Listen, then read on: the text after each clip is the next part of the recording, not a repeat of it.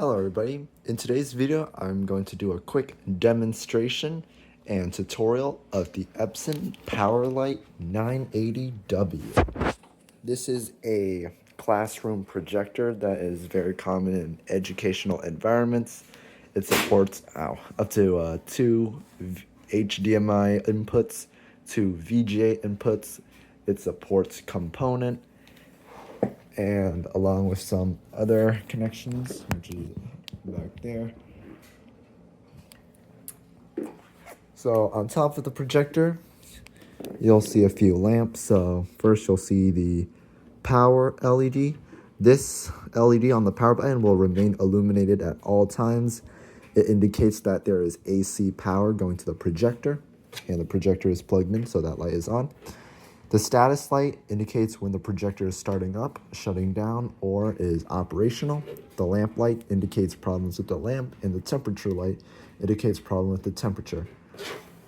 This third button, this third lamp, I believe this is unused on this model, but on other models that support built-in wireless connectivity, there will be a Wi-Fi indicator right there. For this model though, that is unused. Up here, you'll see your horizontal keystone correction, typically used when the projector is mounted at an angle that is skewed to the projection surface. For me, I am using the keystone correction as the projector is mounted in a skewed position. Over here, you have your lens size ring. This adjusts how big the image is, and then up here you have your focus ring to bring the lens into focus.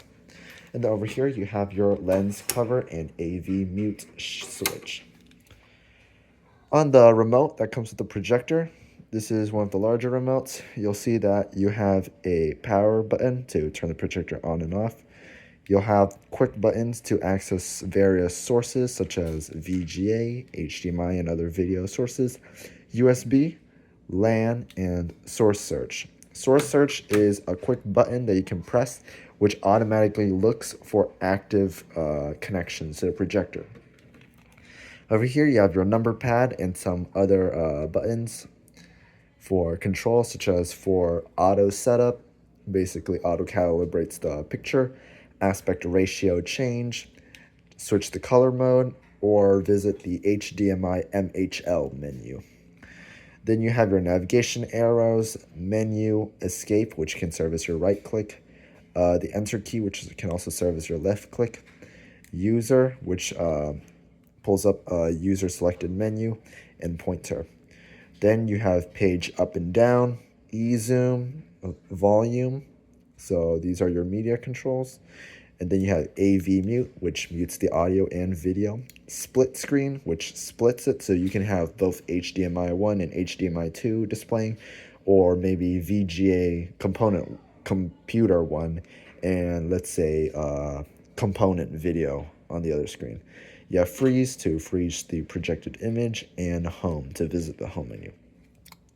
So to turn on the projector, simply either point the remote at the projector, or you can point the remote. Something cool with these remotes is that you can point it at the surface you're projecting on, because as soon as I press this button, it's going to send an IR signal, an infrared signal, into the projection surface, and that's going to reflect and bounce back to the projector. So let's go ahead and demonstrate that. You'll hear a beep. The projector is now turning on. Now it is important to be safe and to never look into the projector lens, because that can cause eye damage.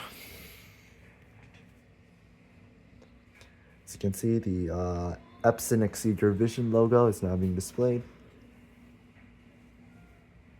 And now we have defaulted to HDMI 1. I'm going to go ahead and switch that over to the home menu.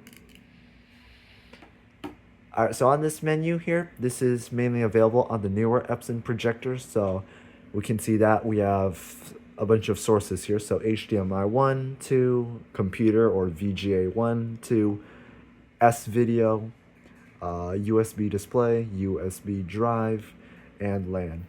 Below, you'll see the projector name. So for me, it is 1202-PJ. So 1202 is my room number, so is the projector in room 1202. you'll see the projector keyword or connection password. That one's blank. Basically, what that means is that if you're connecting to the projector over the network, the keyword is what you need to type in on your device in order to authorize access to the projector. SSID and IP on this side is for the wireless LAN module if your projector is connected to the internet via Wi-Fi. And on the right side, you'll see LAN IP or wired LAN. So there is an IP address there. So my projector is configured to connect to the local network via an Ethernet cable. So back here, you can see there is a cable that goes in marked as LAN, and I don't have a wireless LAN module plugged in there. So that's the reason why the SSID and IP fields are blank on the left, while the IP on the right is populated. So we're going to go ahead and turn on the computer, and I'm going to press source search on the projector. It's going to automatically look through all the connections on the projector and switch to the appropriate one. There we go. It found my computer. Go ahead and enter my login. All right, and there you go. So as you can see, we're now connected. We can do things like adjust the volume. I can zoom in. Now I can't use the page up and down buttons because to do that, my computer needs to be connected to the projector via USB. And right now I'm only connected via HDMI. So yeah, we can also use the pointer function by pressing pointer. Move it up, down.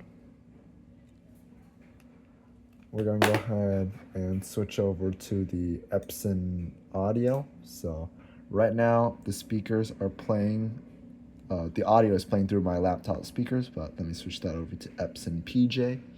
So click on that. And then as you can see,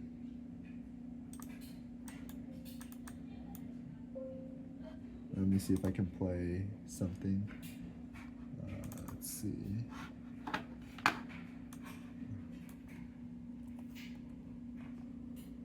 Let's see if I can get some copyright-free music going.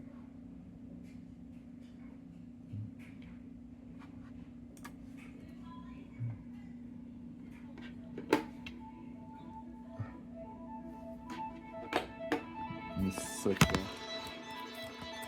that. So we are playing this great song from NCS. So you can adjust the volume. The speaker does get pretty loud. And that's not even the max volume because on my computer I have it set to 88. Actually, that's pretty loud. So yeah.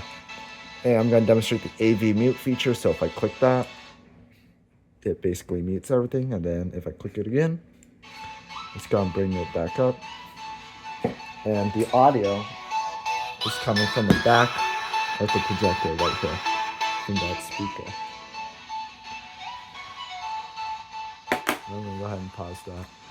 Now, it is a projector speaker internally, so it's, of course, not going to be the best.